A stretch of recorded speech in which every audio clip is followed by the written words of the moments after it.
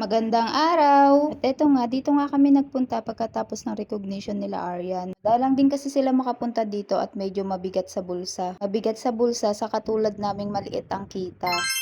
2 hours nga lang ang inabail namin at masyado na kaming gagabihin sa pag-uwi. Kahit 50 pesos na lang ang idadagdag at 3 hours ka nang nasa loob. Iisipin, napakahabang oras at nakakainip. Pero pag nasa loob ka na at nakikita mo nag-e-enjoy ang mga anak mo, di mo mamamalayan ang oras. Pasok mo pa nga lang bago ang playing area, may upuan na para dito ka maghuhubad ng sapatos. At konting lakad lang, nandyan na ang napakaraming locker para paglagyan mo ng iba mong gamit. At ayan nga, pagpasok pa lang ng mga anak ko, takbo na kaagad. Ito namang batang to, napakaseryoso lagi ng mukha. Kala mo naman laging galit. Nakikita ko dito yung ugali ni Aryan nung baby siya. Hindi katulad ni Andre sa dalawa na laging nakangiti. Ito nga, meron dito sila na medyo mataas na slide. At sa taas niyan, may bantay para sabihin sa'yo kung saan ilalagay ang kamay kapag magi-slide ka. Matutong sumunod para di ka matulad sa kapatid ko. Lagay sa gilid ang kamay at ayun, puro gasgas ang siko. Oh no!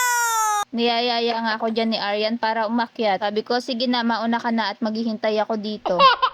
At baka magalit ang daddy mo, naka miniskirt kasi ako. Sabi ko nga kay Giselle, wag na isama ang pamangkin. Ang akala ko kasi sa mataas sila magi-slide. At nung mag-isa nga lang siya, nagagasgasan pa siya. Paano pa pag may hawak siyang iba? Mas okay na mag-overthink kaysa magsisi at the end.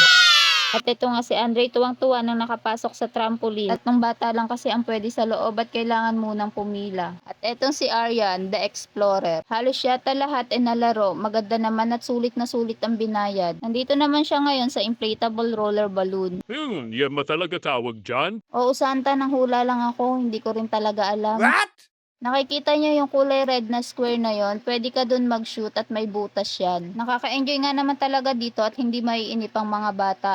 Maraming pwedeng paglaruan, wag lang ang damdamin ng iba. Charis. At dito nga sa kasalukuyang nilalaro nila, pwede mong ibaon ang katawan mo dyan at babakat sa kabila. At gusto nga subukan ni Eman kay Nate, kaso nilalaban yung katawan. Wag mo nang subukan pilitin daddy kung ayaw at ikaw lang din ang mahihirapan. Pag nag-iiyak yan ay yari na naman. At tingnan naman natin kung anong meron dito kung nasaan ang kapatid ko. Dito nga, ilalagay mo yung nakulayan mong drawing dito sa merong may ilaw. At dito mo makikita lalabas dito sa pinaka-monitor or yung parang TV. Panoorin nyo na lang para maintindihan nyo yung mga pinagsasabi ko. At itong ang bulilit na to, palakad-lakad at gagawa ng sariling mundo.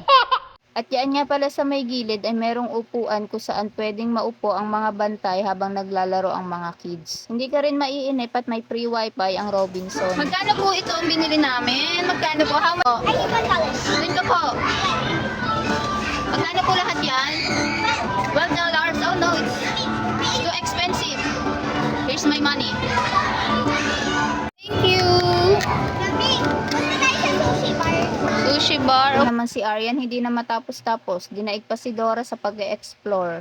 At eto si Nate hindi pwedeng kontrahen dahil pag nagkataon, yanig ang buong Figsuna. At eto nga nagkagutuman na kaya tara merienda muna tayo. Pero bawal ang pagkain sa loob kaya lalabas ka talaga. Pwede naman lumabas at bibigyan kanila ng number para pagpasok mo yun ipapakita mo sa kanila. At ayan nga, pwede tayo magbalibagan basta wala ka lang tatamaang iba. Dahil panigurado irereklamo tayo. Charis! At ayun lang po. Please like, comment, and follow for more. Thank you for watching. Bye! God bless!